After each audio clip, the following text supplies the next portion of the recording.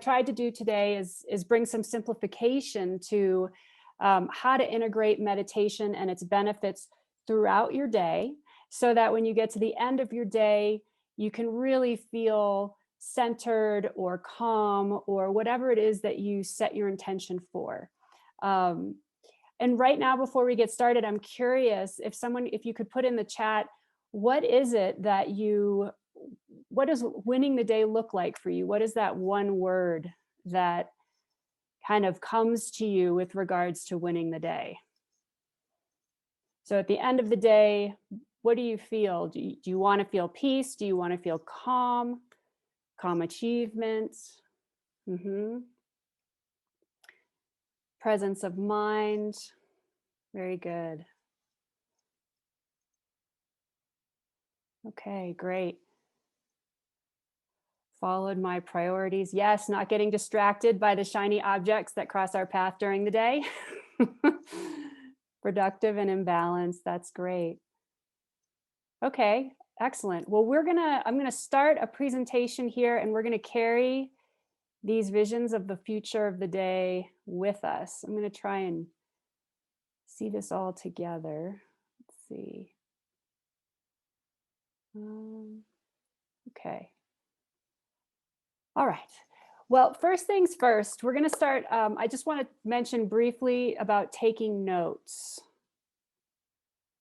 So the workbook is 40 pages, and we're not going to get through the whole workbook today. The workbook is self-guided, so beyond our time together, if there's, you want to take it a little further with meditation and learn about preparing for it and everything, this workbook will help you with that. But for now, if you didn't print up the workbook, if you just have a pen and paper with you, that would be great for note taking. And I'm going to invite you to put a line down the middle of your note paper, your notepad paper. And I learned this from a gentleman named Jim Quick, Q-W-I-K. He's excellent. He talks a lot about the mind and the brain. And when we do this, you draw a line down the middle, and he suggests you have the left side and you have the right side. And the left side of your note taking is for capturing content. So very linear. We're going to go through a simple process today, and that's where you would track these steps. Now, the right side is for the inspiration, the aha moments that you have, moments of insight that come to you with regards to what we're doing that you might want to explore, or any questions that you want to have later. Now, the goal of this is you're exercising the left and the right sides of your mind, of your brain. And when you do this naturally, you start to create more balance in the mind. And Jim Quick gets a lot into this, but for now, this is just something to play with while you take notes. So the left side is capturing content. The right side is for capturing inspiration and insights. So have fun with those notes. All right, so diving in, I wanted to talk briefly about what is meditation. I think there's a lot out there with regards to what it is. There's hundreds of ways to meditate. And I think for clarification, there's this definition: exploring inner dimensions of life and establishing yourself in your own true nature. These are the optimal experiences of meditation. And quite simply, meditation exercises your focus and your awareness. Now, this would go on the left side of your note-taking where you have content. So meditation, it develops your focus and your awareness. Over time, when you practice it over and over and over again, and you create it as a habit, then you begin to explore these inner dimensions of yourself and get in touch with your true nature. So it's a process that requires patience. And so it's an excellent exercise if you desire more patience in your life. I definitely am not the most patient person, so meditation has actually been wonderful for humbling me, for sure. So if anyone wants to put in the chat too, what meditation means to you and what your experience of meditation has been in just a couple words, that would be great. And maybe we can circle back around to that later, Paula. But what meditation means for you. Meditation is also extremely personal. So what my experience will not be as exact as yours. And so I want to offer this a moment to say that meditation is also a very intimate experience. It's unique to you. And whatever the experience is it's okay. It's fine. And it will vary from day to day. So take your time with this, have fun, and be lighthearted as much as possible. Because when we're lighthearted with meditation, we want to come back to it. So that is a little bit about meditation and the levels of meditation when you first start and then when you get into it on a more deep level. I also wanted to discuss why meditation is so popular. So it doesn't live in one domain, meaning meditation is across all sectors, across all types of walks of life experience. It's not necessarily subject to just one place on the planet or one belief system. You will find different forms of meditation all over the place. And so this is why it is so popular, because there's a level of neutrality within it. And it's also very accessible. So we have hundreds of styles of meditation. And that's the other part that makes meditation so popular. You can have guided visualizations, breath work, counting, mantra, repetitive statements. There's all kinds of ways you can incorporate meditation into your life. And then third, this is the reason why I practice meditation, and that is that it creates partnership. And what I mean by partnership is it creates a relationship with yourself, a partnership with that inner layer to you that you know exists, that you have felt and experienced and may not have spoken to anyone about, or maybe you have, but it's this partnership within you that makes you you. And that's why meditation for me matters the most, is this deep partnership. So the three reasons why: doesn't live in one domain, it's accessible, and it creates partnership. And I'd be curious too why you love meditation, if you want to add that to the chat. Because again, it does vary for everyone, but these are the three most popular reasons I've discovered. So moving on to, what does the winning the day look like? Now, again, we talked a little bit about this, and I had you add some areas in there about what it looks like. But it could look like these options. You can process information more quickly. And the more specific we can be with regards to what winning the day looks like, the more impactful meditation will be as well. So you can process information more quickly. Your memory recall improves. You feel you have more peace and calm during challenge. You can let go of what gets in the way of your action. So these inner discussions that we have going on throughout the day, this is what we want to neutralize, in a sense, with our breath, with meditation. We want to come to a better stabilized place within ourselves. So when we end the day, we have more energy than we thought, or we have more time than we anticipated. It just is, again, a very personal, what does winning the day look like for you? So when we talk about having more peace or having more calm, within what area of focus? So take it another layer into a little bit more specific.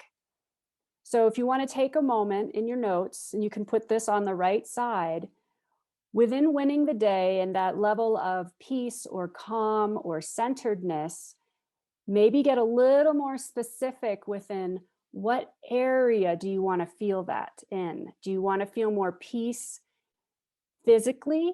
Do you want to feel more peace mentally? Do you want to have more peace within a relationship? Do you want to have more peace when you travel through the city in your car to get to the grocery store? Where do you want to experience the peace? The more specific we can become, then what happens is our bodies can react and respond and give us signals to let us know, oh, okay, peace itself is very broad. So the more specific that we can get, then the more influence we can have within what it is we're trying to do.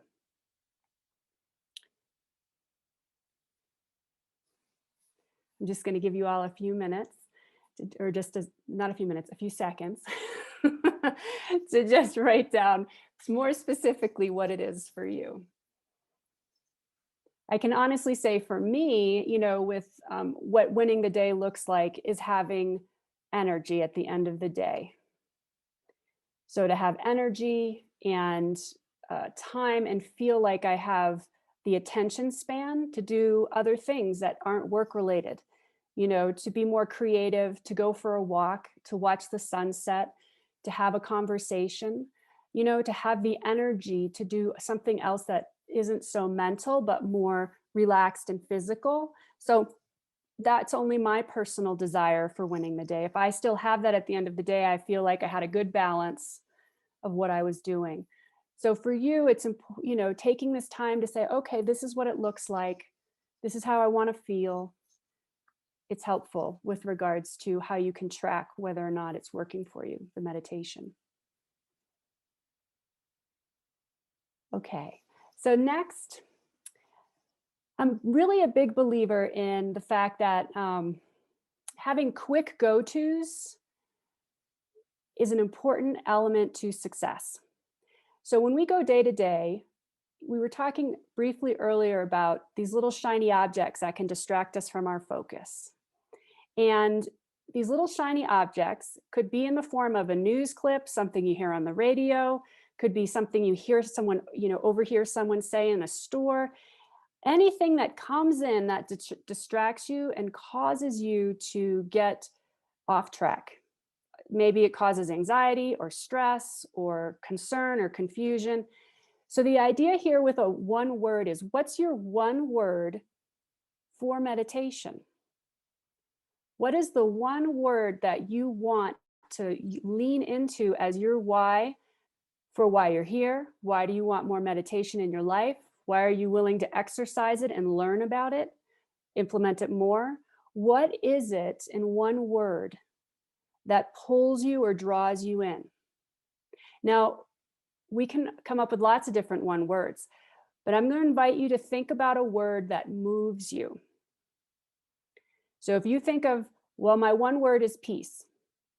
Well, if you go down deep into that, that area inside of you, does it move you? Does it cause a stir? Do you feel excited? Does it cause you to smile or warm you inside? So this one word, yes, we're asking a lot for one word. However, in the middle of stress throughout your day, if you know that one word is your anchor, sometimes all you have to do is go to that one word and it pulls you right into your intention for why you're in the space of wanting meditation to win the day. So there's this element of connectivity you're creating with your awareness and focus. So there's some preparatory work we're doing here, because oftentimes we lose our momentum for sticking with something. And in order to stick with something, if we have our quick anchors in it, then we can go to it if we find ourselves losing our focus. So what is your one word? You can even write down a couple and play with them and see which ones really work for you. And you can, if you really want to go the extra mile, you can add them into the chat. I always love that if people want to add their, what is your one word for meditation? Maybe it's to feel more deeply. Maybe it's to have more calm when you're talking with someone. Just maybe there's a sensation that you're going for. Oh, I love that Hebrew word from Kathy. Okay, great. And this is all in the workbook. Your one word, we go in, this is in the workbook, I believe on page 9.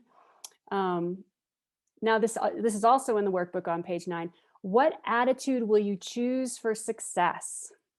So attitude makes a big difference as well. So we've got so far one word. What's your one word for meditation?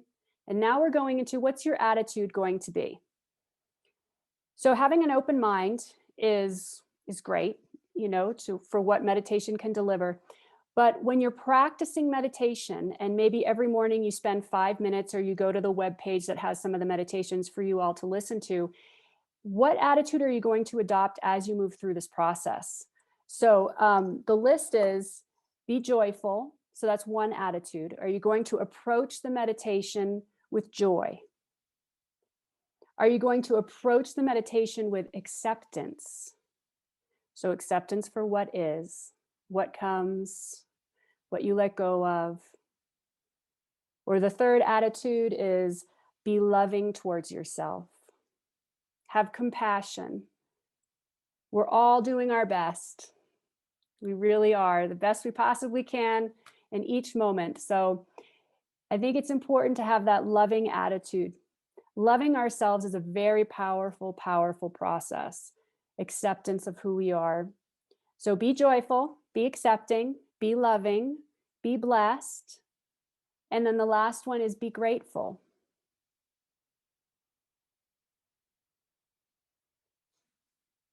And if you want to, again, in the chat, add, what is your attitude going to be towards this process for success?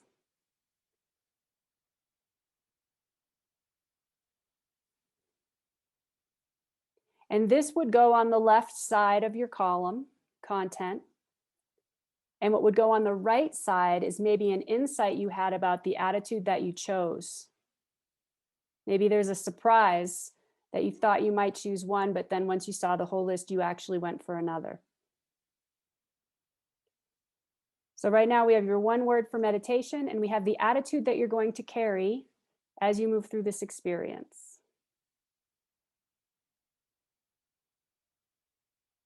Now, all of these things that we're doing, all the actions we're going to take, are all about calming stress levels, nurturing the nervous system, getting in touch with our breath, which we're going to get into in a minute, and really getting centered. And so the more simplified we can keep things, the better our minds are.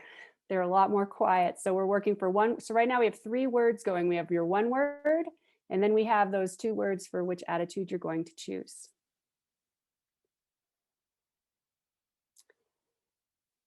So here, this is a 3-step process. These are the 3 elements that I've used for years and years and years to experience success with meditation in everyday living. And one goes into the other, and then over time you can choose which one you're going to need. So I'm going to move through this, and as we do, you may have questions or you may want to talk more about it, which we can do. So feel free to add anything in the chat along the way here. We're going to address this as if you move through your day and you find yourself getting off track a little and you want to course correct. And this is true for pretty much anything. And even if things are going really well, this will work.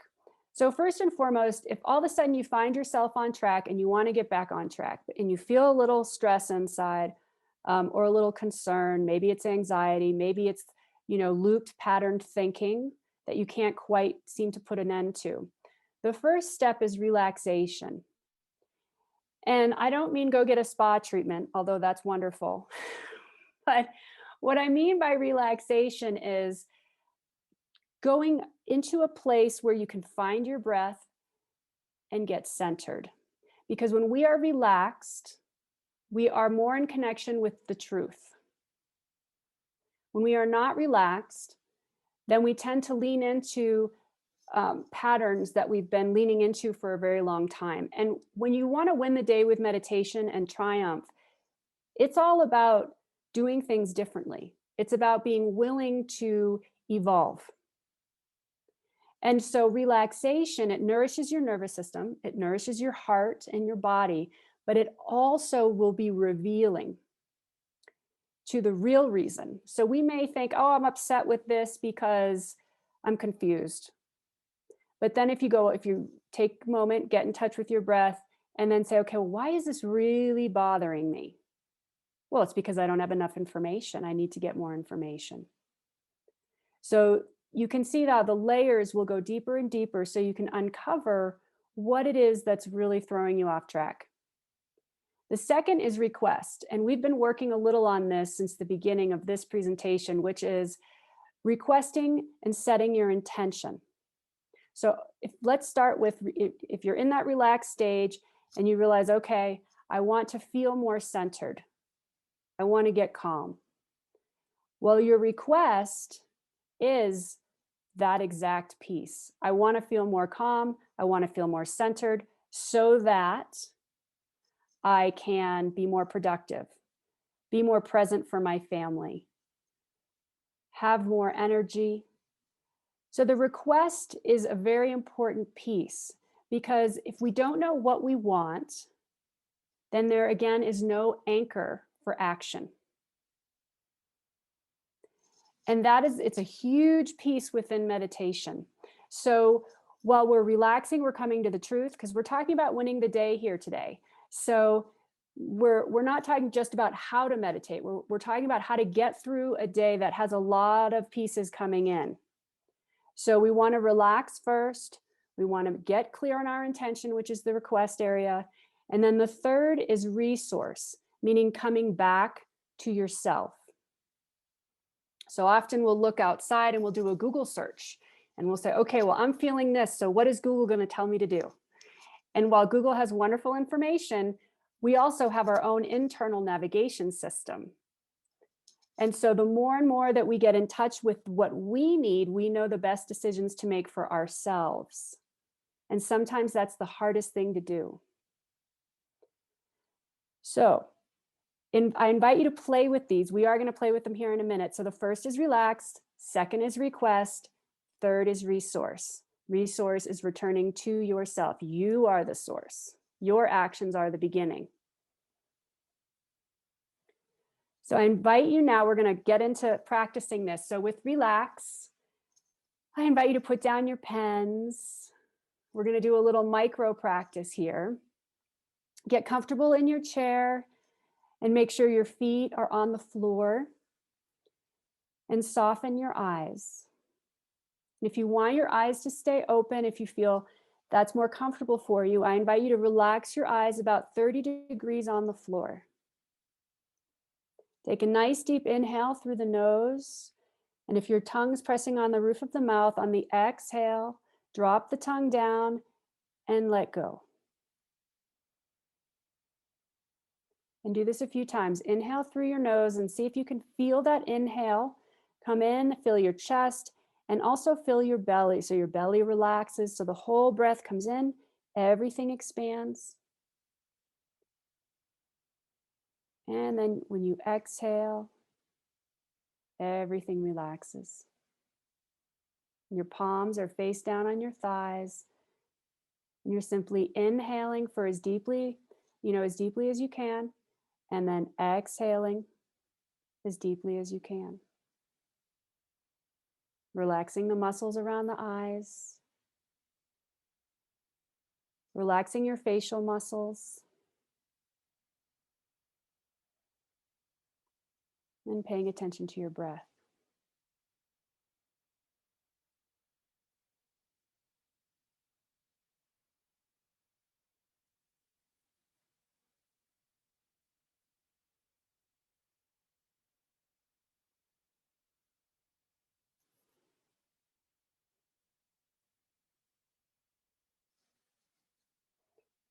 And then gently open your eyes. You can bring your shoulders up towards your ears and stay in this space. You can inhale through the nose, exhale out of the mouth. You're doing your best to stay in the space we just created. So the second phase is request. So we're going to do another micro practice. This is an example of making a request. So we're going to do I am at peace. And the way this works is we take our index finger and thumb together and we do I, ring finger thumb am, or middle finger thumb am, ring finger thumb at, pinky peace. I am at peace. Okay, I am at peace. So find yourself again seated and soften your eyes. Take a nice inhale back in through the nose. Exhale out of the nose or the mouth.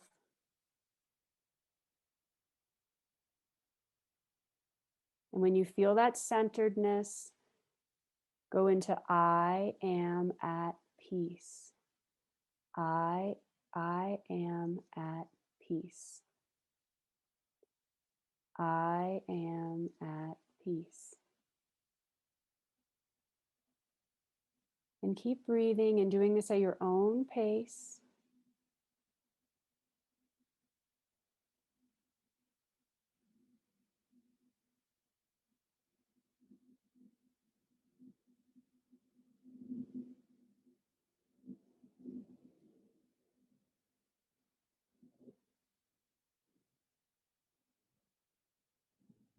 And begin to notice how your whole body feels from head to toe.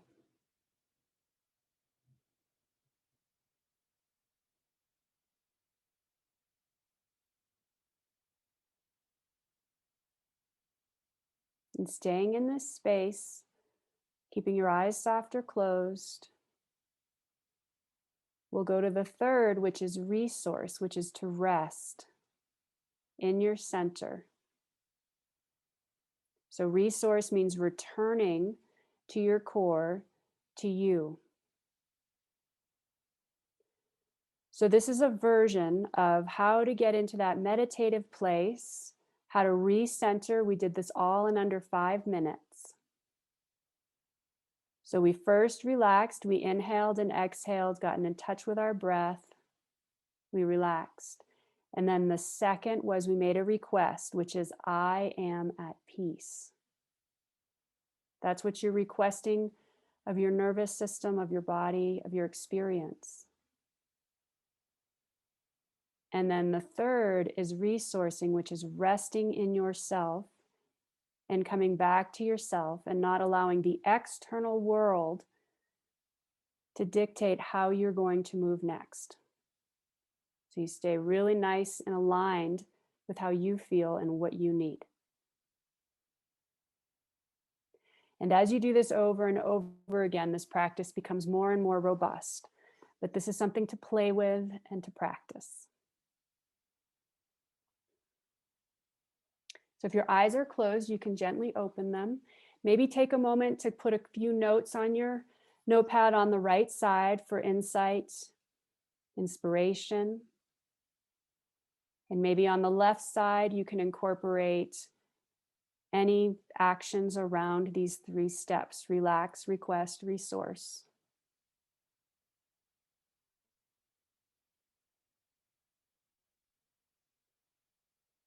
So the point of this is what happens often during the day is we get ahead of ourselves with our focus and our attention. We start thinking about what we need to do for the day, who we need to call, what we need to do, actions we need to take, food we need to get, family we need to reach out to, things on our to-do list. We're ahead of actually where we are. So the idea is that we are staying in the present, and that's actually what keeps our energy high and robust. It's what keeps our mind fresh. So if you can envision it like you're kind of getting ahead of your body. So everything's ahead of you, but your body's always trying to catch up. So we want to kind of keep them together. In that word simpatico has kind of been cruising around my day. So we want the presence of you and your physical body to be as one. And that's what it means to be centered. That's what it means to be resourced and in yourself and in touch with what you need, want, and desire, instead of letting the external world dictate it. And this is where we start to lose our balance.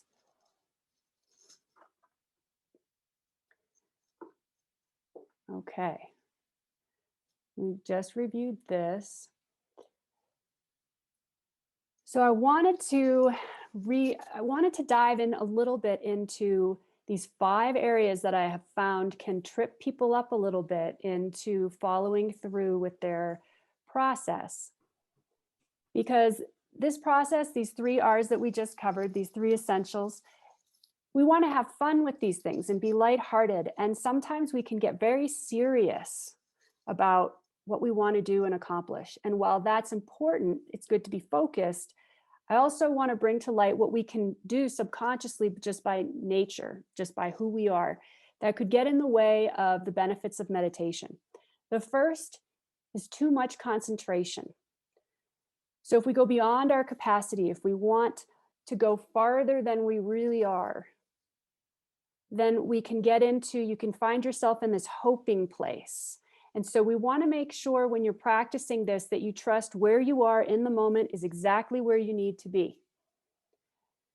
So we want to keep the concentration light. If you find in the meditation or in these steps tightness and focus and things seem to feel heavy, that is a red flag that too much concentration, time to back up, take a deep breath. It's all going to be okay. So too much concentration. We want to make sure we've got this right balance of focus.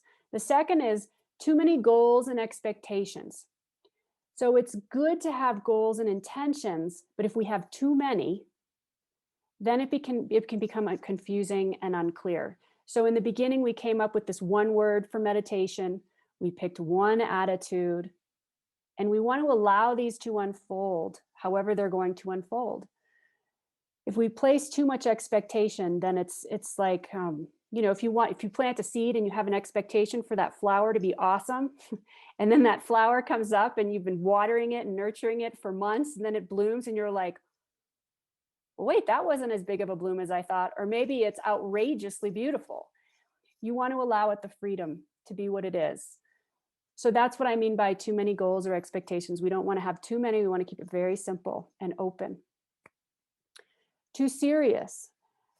I've been doing this a very long time, clearly, and I have found the best way is to have humor, to not take ourselves too seriously.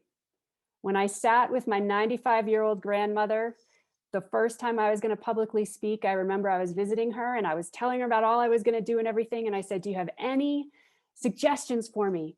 And she said, Heather, stop taking yourself so seriously. And I thought, oh, wow, that's not what I anticipated her. That's not what I thought she would say to me. She's the queen of my castle. So everything she said was like gold. But when she told me not to take myself too seriously, I thought, okay, I get it now. So that's one thing to also take into consideration. Be gentle with yourself. It's all good. Have some humor. The next is too much force. So we want to remain flexible. So be present with what's going on, and don't force yourself into maybe meditation where you want to win your day, but maybe meditation isn't the right thing. Maybe you need to go for a walk outside. Maybe you need to go for, sit in the sunshine and drink a cup of tea. Whatever it is, don't force yourself into something if you feel within your body there's resistance. I know that there's a lot of people say if you don't want to meditate, you should still try. And yes, that's important. But when you practice these three, the relax, request, resource, you get more in touch with what you need and what's best for you. So meditation in its different forms may not be it. It might just be a walk outside. And that in itself can be a meditation.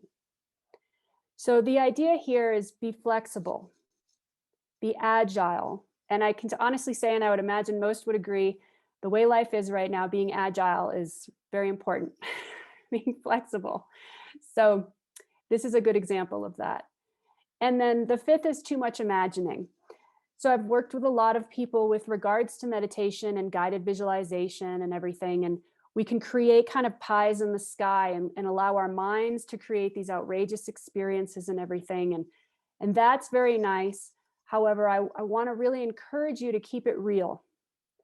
And what I mean by that is when you keep staying with the steps and you stay within yourself, and you stay with your breath, then you stay in connection with your true nature.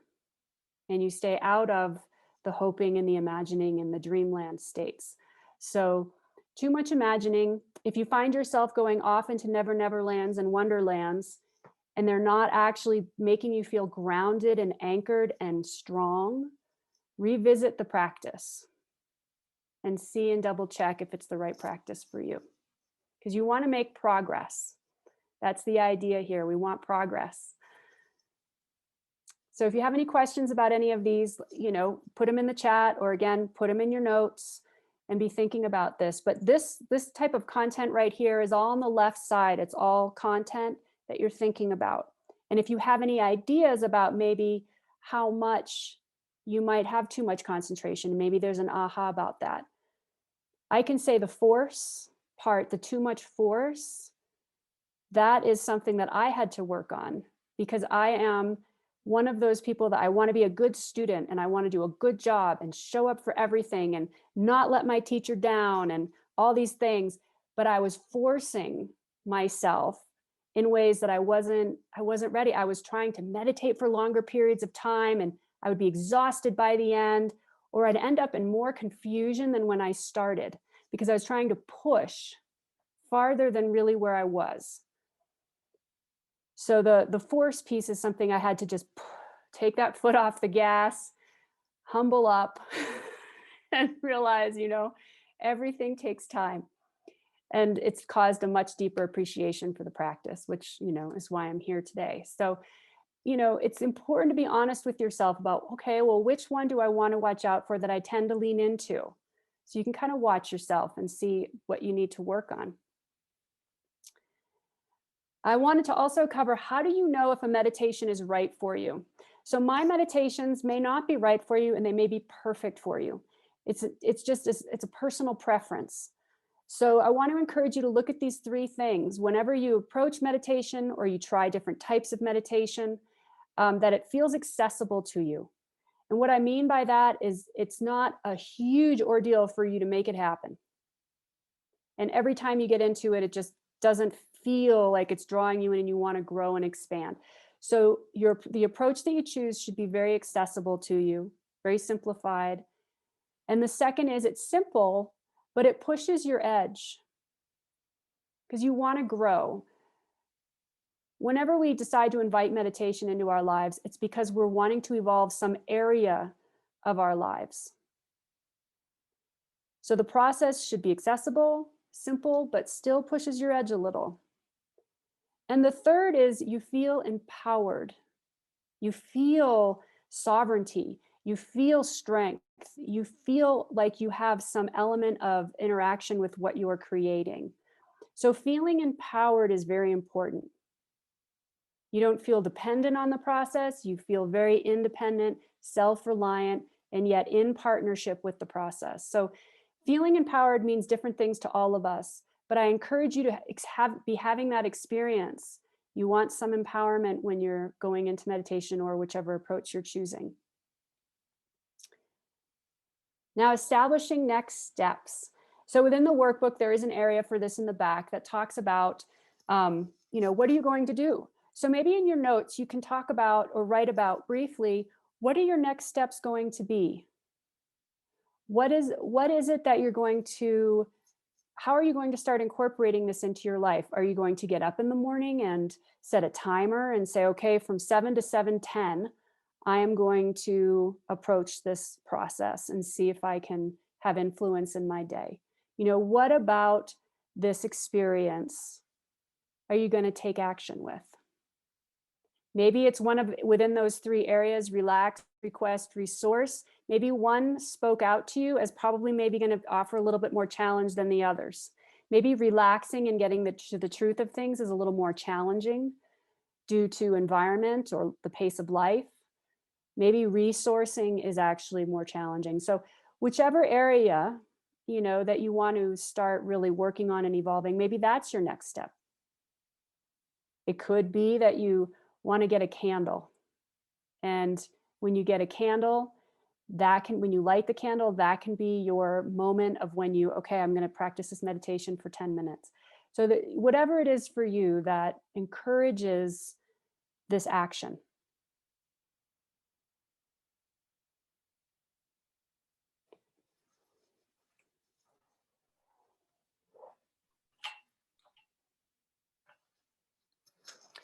Okay, I can see some questions. These are good. Yes, there's some questions in the chat.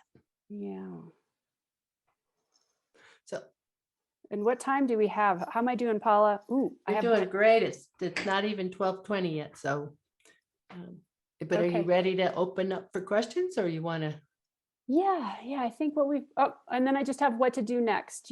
You can look at all this, and we'll get to that later, but I'm going to stop the screen share so I can see people. Yeah. All right. And again, I'll remind people, I have Heather spotlighted and I'll keep her spotlighted, but you have your own choice. In the view button up in the right-hand corner, you can choose speaker or gallery. And if you see gallery, then you can see everyone who has their camera on, of course. Thank you. Well, I can start from the bottom here. Yes. How do you balance being flexible with discipline needed to develop a meditation practice? So let's differentiate between being flexible and discipline. So being flexible means not being too rigid with yourself. And being disciplined, I would kind of simplify it. Disciplined is, I'm going to do this every day at 7 a.m. That's a discipline.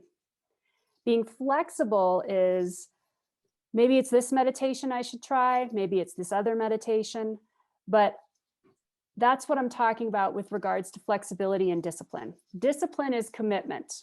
I'm going to continue to focus on this as a promise to myself, as something I'm going to follow through on.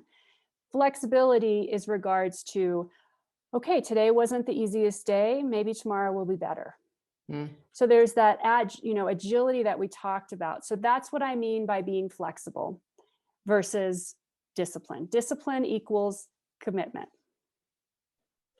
Yeah, that's a great distinction. That's a great. Yeah. Yeah, and maybe, being agile is a better word than being flexible, but that's the difference there. And if I can't relax, is that probably a sign that I am forcing it? Possibly. It could also be that there's too much going on within the meditation, or there needs to be more. So sometimes if the meditation is simply just focusing on the breath, I've worked with people that have a hard time if the meditation's, I'm just going to focus on my breath, inhale and exhale, that becomes very that creates a lot of agitation, because there's just not a lot happening there for some people. They need something to do with their minds. And so, my meditations really encourage a co-creative relationship between your focus and your breath, so that everything can relax. And again, it might be that more activity needs to happen, more, whether it's practicing yoga, going for a walk, doing something more physical before you sit down to meditate, that may help with the relaxation piece. So sometimes just our general stress from the day is built up, and to actually sit and meditate creates more stress because the body hasn't had enough preparation to get into that space. So I would try to go for a walk or get the body ready to relax. Yeah, put on some maybe different music and dance it off a little bit and then come back. Yes, Yeah. music is great. And yes, Yeah. I actually every morning have a little dance routine that I do. I go into my garage because that's where I'm the most protected from any interruption. And I play music that's, just for my ears only. And I move my body and everything. And then I sit down. So it just depends on what you need. And that's that resource element of the 3 elements, that resource, being in touch and coming back to yourself for what you need to do. I mean, I could really get into this. This question is actually a pretty big question because there's a lot of things that, that you might not be able to relax around. So that could be, let's see. What do you mean by resourcing having to do with partnership? So resourcing is that action of coming back to yourself. So you're partnering up with your true nature. So this resourcing part takes time, but the more and more you can be in touch with your pulse, your rhythm, what you need, what your body, mind, emotions are sharing with you, that's what I mean by partnership. Establishing that line of communication between the heart and the mind, this highway of communication. That's the resourcing. So imagine yourself in a challenge and you go to the outside world to find the answer, unless it's a medical situation. But if you want to figure out what to do, let's say there's a conflict in your life and you don't know how to settle the conflict. And you want to do a Google search to see, well, what have other people done? Well, they haven't been in the situation you have been with this particular person. So resourcing would be getting quiet, asking for a solution, and really getting in touch with, okay, what is going to be the best solution here that's going to settle my heart, that I can work with? So that's an action of resourcing, of coming back to yourself for the answers. And this is cultivated over time as well. And coming back to self really being, I've heard it say capital S, self. Yes. Yeah. So it's coming back to your capital S self. And it's often that it's very elusive when we talk about the capital S self. But the bottom line is I know we've felt it. So it's that feeling where you just know there's something deeper within you that has the answer, and being willing to go to that place, even though, the answer you get may not be the one you want. but Yeah. it's going to be the one that's probably the best. So, Yeah. yes, this is why I have much longer courses, because this kind of stuff takes time. And from my experience, partnership. I haven't done any of this without a guide. So, and all the meditation training, all this work that I'm talking about, I've had support and guidance. And I highly encourage you to do the same, because that's where you'll experience success, is if you have partnership, with a teacher or a guide. Yeah.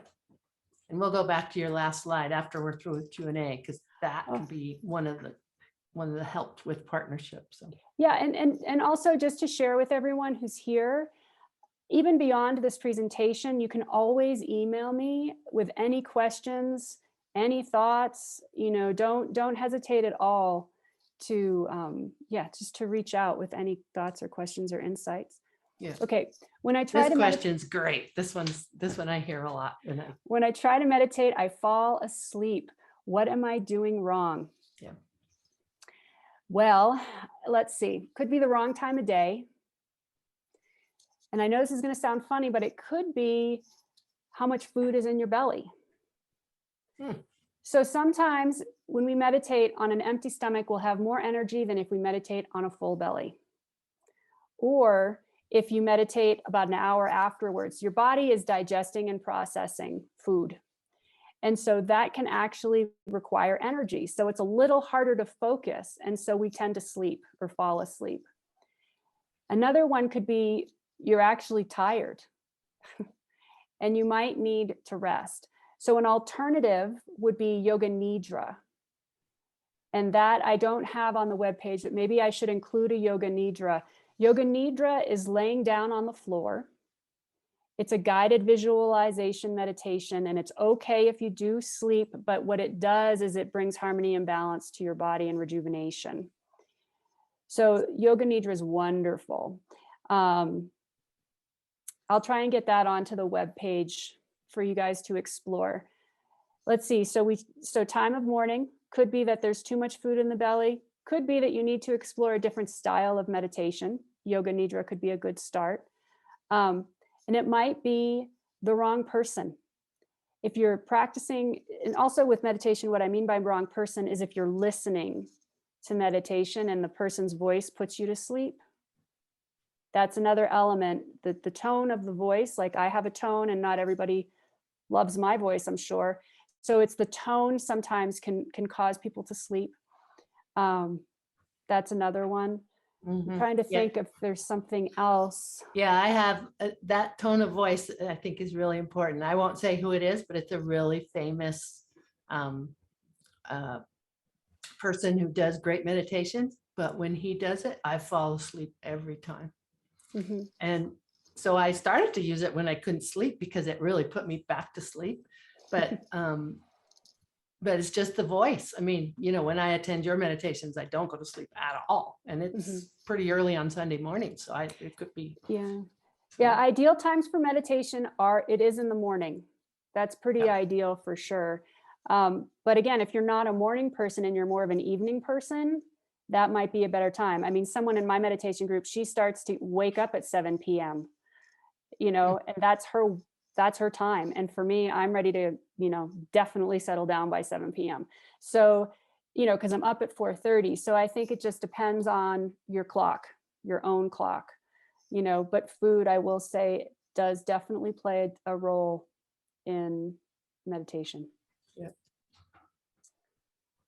Let's see. And if I didn't answer any questions clearly enough, let me know. Yeah. And, I'm happy to do it through email or calls or whatever, or here. We have time if people want to clarify, like or we have time for other questions too, if others want to. I mean, did all the three elements, did they make sense to you? Is there one in particular that you'd like more clarification on? Do you want some examples of anything? I can say energy-wise, if you're feeling sleepy, there's alternate nostril breathing, which you'd close off one side of the nose, inhale, and then exhale out the other side of the nose. So it's inhaling up through the left, exhaling out of the right. and then inhaling into the right and exhaling out of the left. And what this does, it's very similar to our note taking, is that it's balancing the left and the right sides of the brain when you alternate nostril breathe. And I think I'm just going to add a few more meditations to that web page. And we're so generous with your meditations. I've been doing it a long time, so I have a lot.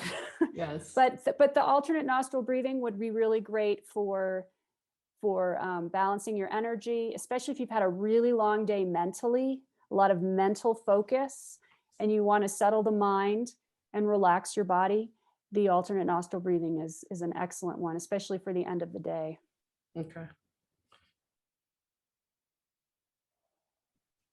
And I just want to thank you all for being willing to be here and explore meditation and stretch. Yes. Mm-hmm. Oh, yes. Another question. Great, Kathy. What about conscious connected breath? Mm-hmm. I find that works. Yep, that definitely works as well. And again, that's a style of meditation that works for some. I definitely do it as well. And conscious connected breathing is in the meditations that I always start with that. And then we evolve into other levels of the meditation experience. So that's another way to go about it, is focusing on the breath. And conscious connected breath, Kathy, I might need a little more clarity, because that could be breath counting. It could be focusing on the breath, inhaling and exhaling. So if Kathy wants, if you don't mind. Kathy, you can come off mute if you want. It's more the inhaling and the exhaling. It's Okay. not necessarily the counting. Mm-hmm. I know that during COVID, a friend of mine who does meditation was leading meditations. She lives in Australia, so it was early in the morning for them, and it was in the evening for me. And we did a lot of conscious connected breath to get us to a place where we could get deeper into the meditation. Mm-hmm. And it was just breathing in, and like if I had a place where I was stuck with my breathing, just acknowledging it and moving on, not focusing on it, and that took some practice, is just acknowledging it and moving on and not focusing on it. Yes, that's actually a very good point, Kathy. I'm glad you mentioned that. So yes, not focusing on it. It's that acknowledge and let go. Acknowledge and let go. So the conscious breathing, yes, when you inhale and you focus on your breath and your body starts to respond to the call of the inhale, you can find a spot in your body that might feel a little congested, or there might be a block or a little resistance or some inertia. It just might not feel as open. And so yes, breathing into that space, but then letting go of the attachment of, what could this be? What started this?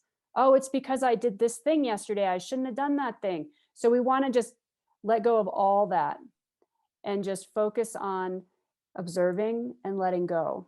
That's the conscious breathing. Yes. And Kathy, I'm glad you mentioned that, because also this is where that attitude that you chose in the very beginning of the presentation becomes very handy.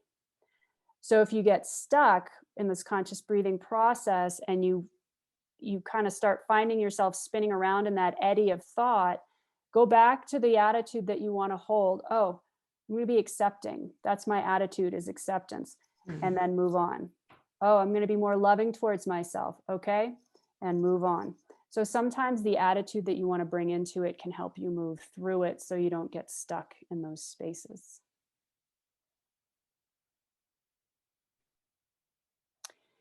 I don't have a lot of experience with people dealing with grief, but I can honestly say I've been through grieving, and the conscious breath has been a huge piece.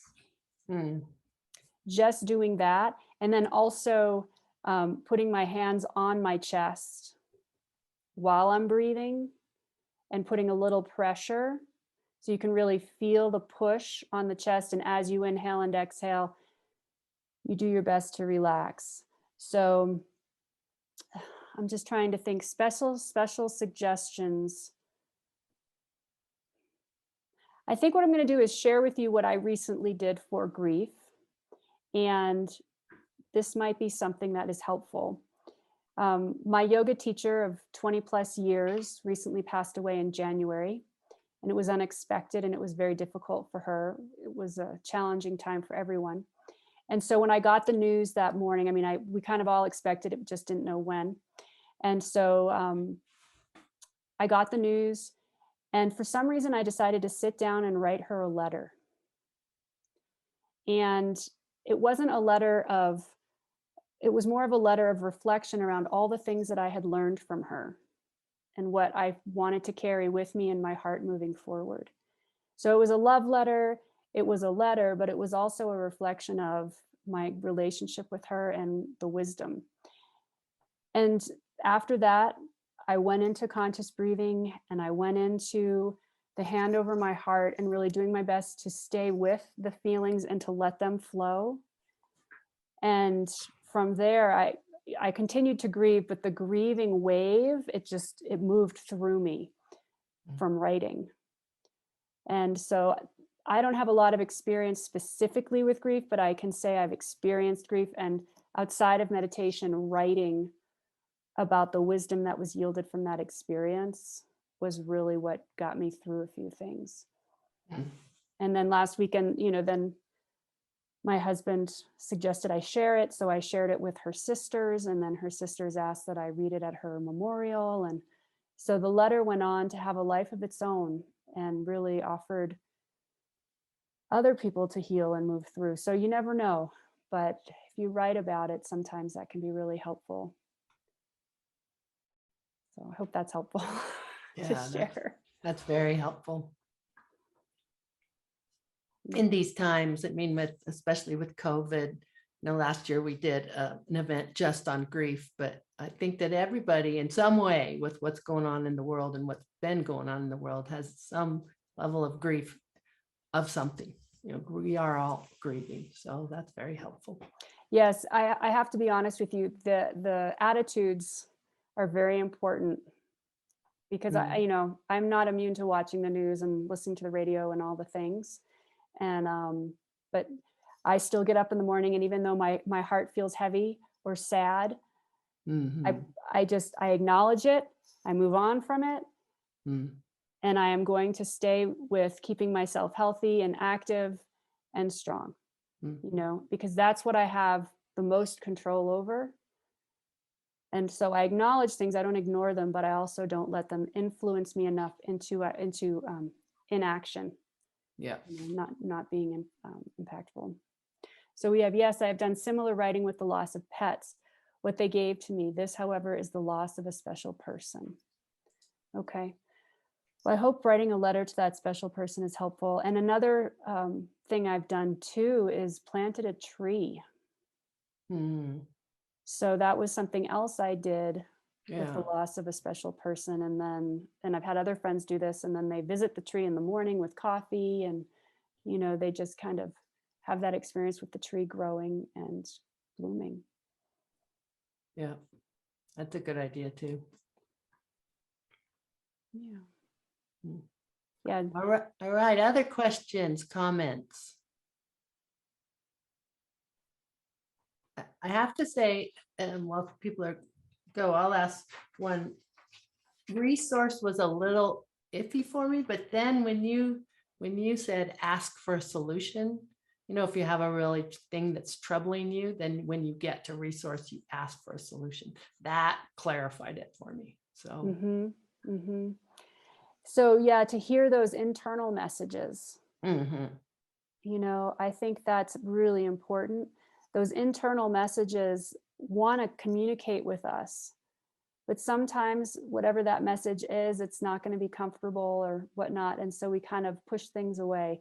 So we want to be courageous enough to hear that solution or feel that solution on the inside and trust ourselves. Ultimately, that's the outcome of resource, is you begin to trust yourself and trust those nudges that you're getting.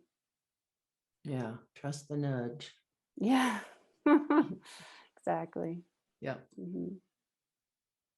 All right. So if we don't have any other questions, if you don't mind, and yes, and Karen had a comment, yes, that the workbook, your generosity, Heather, is just phenomenal, both with the the meditations you've always shared on your website. And now everyone in this group gets to know about that.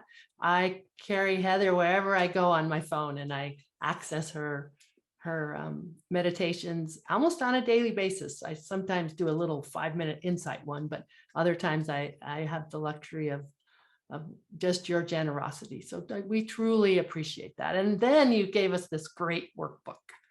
So yeah, the workbook, I just want to speak about it briefly. yes. So the workbook does have a lot in it. It talks about basic foundations for incorporating a meditation practice into your life. And it's designed as a kind of a way to track, but also to just explore it a little bit more. There's some yoga practices in there. There's also reference to some meditations you can get on the website. And it just does a little bit of a deeper dive into some of the topics that we covered today. But again, any point while you're even moving through the workbook, if you have questions or if something's unclear, please know you can email me, because the idea here is that you experience success with this. And I mean, I can't make everybody have success, but I can certainly be here for you to ensure that your questions are answered, or if something I'm doing isn't clear, then we can get you to that clarity point. Yep. Okay, great. Well, thank you again for that generosity. And Jillian's just put again the link to the workbook in the chat, and then the link to the website, Heather's website, and your email. So, and again, that's another level of generosity, just being willing to give out your email and take questions along the way. So we really appreciate your generosity.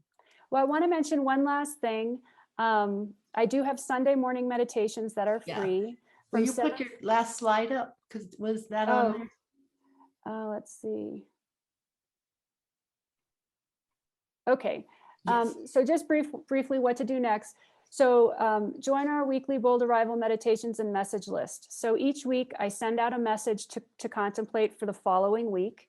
And you can join us live Sundays if you want. The Zoom link will be in that weekly message.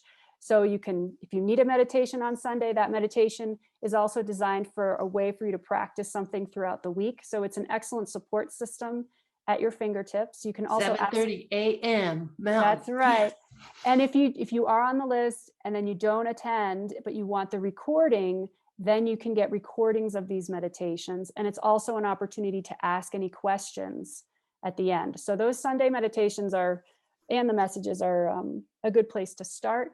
Yeah, and I just want to say that's another level of generosity. When I think you started them when COVID started, right? And you realized there was a big need for it. So suddenly you started offering these, and they're phenomenal. Yeah, so every day for 2 years, or I guess maybe longer than that now, but it's been wonderful. It's a beautiful community. And and then there's Triumph, the 21-day jumpstart. So if you want some support on a daily basis, that's your next step. The Heart Trust 5-week course, that's much more involved, but another area that you could dive into. You can bring this to your workplace or to your community. And I think that's about it. Okay, great. Yeah. So all this is on the website. But again, if you need any more meditations or anything, just let me know. Okay. All right. Well, again, thank you so much, Heather. Really appreciate it. Thank you.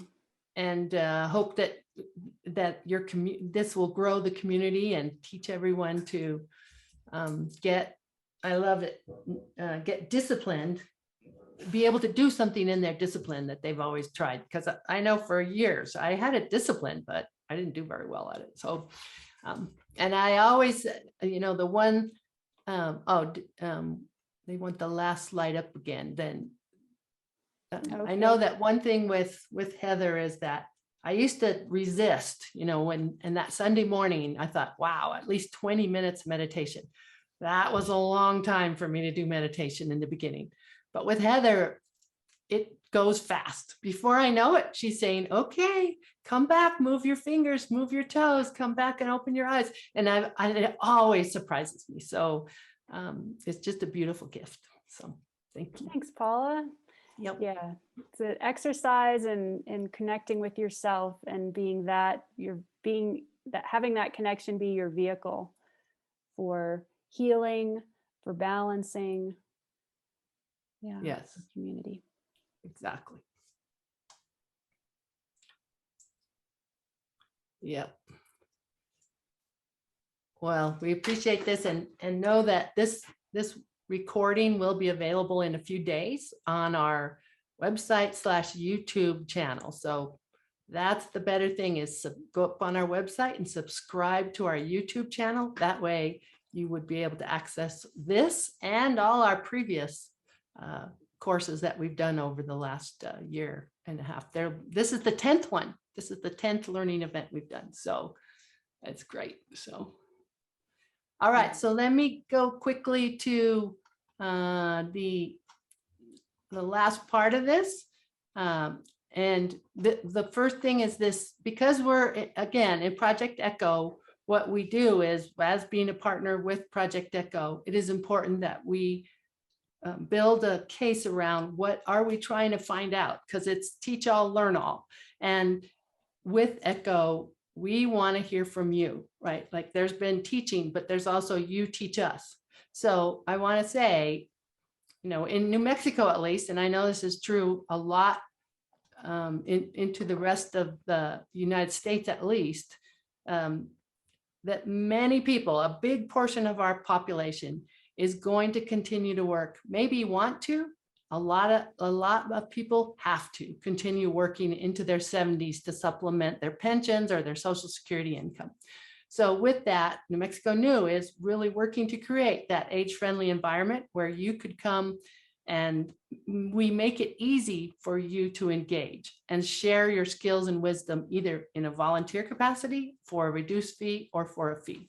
So we want to hear from you. Are you currently searching, or you're planning to work to supplement your income? Would you find an application that helps you do that useful to you, and you would know that going in there that the businesses that would come look for you are age friendly? And would you be willing to pay a membership fee for access to such an app? So I think, Jillian, you were going to put those in the chat, yes? Or,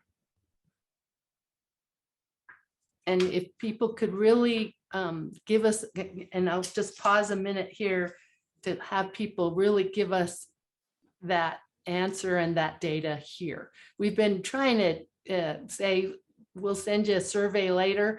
We haven't always gotten that much back from that survey. So we'd love to hear from you if you can right here. And so, yeah, there we go. Thank you. Thank you. And there's also a poll that Jillian just put in the link. That will, so if you want to hit that poll, just remember that it's in your browser when you leave. So remember to answer that survey and submit it if you do it that way. Or you can just answer it the way it's being answered right now. It's great.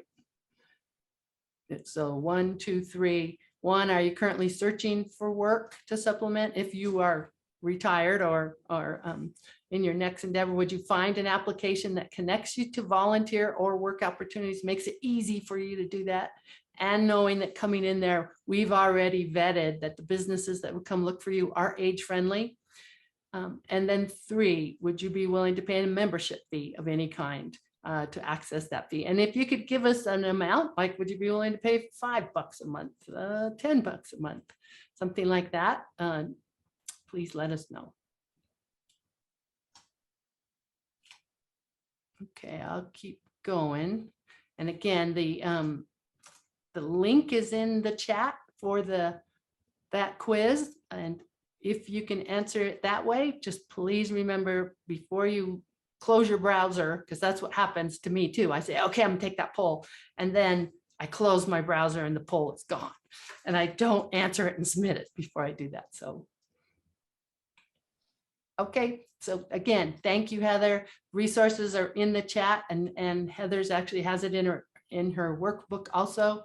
Join on Sunday mornings. It's at 7:30 Mountain, and that's a great free resource to help you with your practice if you're wanting to start a practice or want to enhance your practice. And again, the generosity of Heather, that if you have any questions from this, if you started or you've been a long time meditator and want to have a more personal conversation with Heather, feel free to email her. And you should have gotten the workbook. If you registered, you got the workbook right before this event. So if not, let us know at info@nm-new.org. So, all right. And again, thank you to our sponsors, AARP New Mexico, French, Nusenda, NetLinks, Stacy Sacco, and Cumulus Media, and the City of Albuquerque Senior Affairs. Tremendous. We couldn't offer these events for free without the support. And if you know somebody who you think would be a good sponsor, please contact us with that. You can contact me myself. I will reach out to them. I promise I will follow up with them. Our community is growing, as Tammy talked about at the beginning. And in order to keep offering these programs, especially for free, we do need to pay the bills and be able to keep us going. So sponsorships are the way we do that. We also have a grant writer we pay for and trying to really get grants. Again, especially for building this application. So right now we are really going to put a campaign together to be able to go out and get specific funds, and probably 150 to 250 is what we need, depending on whether we can find a piece of software that already does this. But we want to modify it and make it easy for 50 to 70-year-olds to access this, and make it easy for us to engage and volunteer and work opportunities. If you know anybody who is good with this and wants to help, send them to me. If you're using a good application to do it and you think, why don't you just go ask these people? They already have this application up and running. I'd be glad to look at it and go take a look. So I think this could be pretty easy if we get enough people's minds and creativity at it. So please help us. All right. And then, and Dr. Mary Lemon is on today. Our next course is a 2-part course, and I'm really excited about this, June 17th and June 24th. And this is a course out of the Center for Applied Positive Psychology. And it's a vibrant visual tool that they will teach us with to help sort what is important, what is fun, and what is necessary in your future life. So a lot of my friends, as they are moving to their next endeavor, are always there. There's 3 that I've talked to this last May that have done this and saying, okay, I know I want to do this, but I'm not quite sure what I'm going to do once I leave this big job. This is one of the ones for you, right? So it's presented in 2 parts. Dr. Lemon and Tanya will lead you down this path, which stands for Planning Alternative Tomorrows with Hope. You'll have a chance to work on your ideas before the second session. So the first session will present it, and then the second session you'll talk with other participants, ask questions, and start to solidify your ideas, and it helps you plan the path for your future. So I'm very excited for this course. And again, thank you, Dr. Mary Lemon, who's on. I think she might be still on. Hello. Great. Well, we look forward to having you and supporting you the next. All right. And then in August 25th, Elaine and Bob Grassberger will present More Life in Your Years and More Life. Well, did I say that right? More Life in Your Years and More Years in Your Life. So both of these people really encouraged me back in December 2019. They knew about this idea that I had for New Mexico New. Both of them encouraged me to keep going.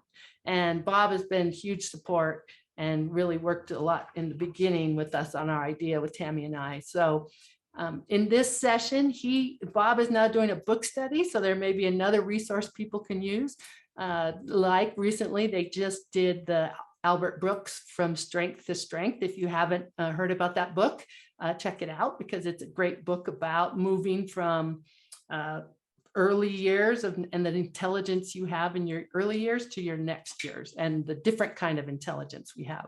So in this session, they're going to talk about a lot of that kind of research and introduce you to their 4-component fitness model: physical fitness, mental, spiritual, and social fitness, right? And how we can, I love this, square our life curve. So it makes our second half more vibrant, joyous, and meaningful. So those are both available for registration on our website. please register. It's pretty easy. And please let others know about these valuable courses that are free. And again, if you can't make this specific time, register, and then you will get a note about the recording, and you can listen to it like Heather's. I plan to listen to it over and over, right? So you get that.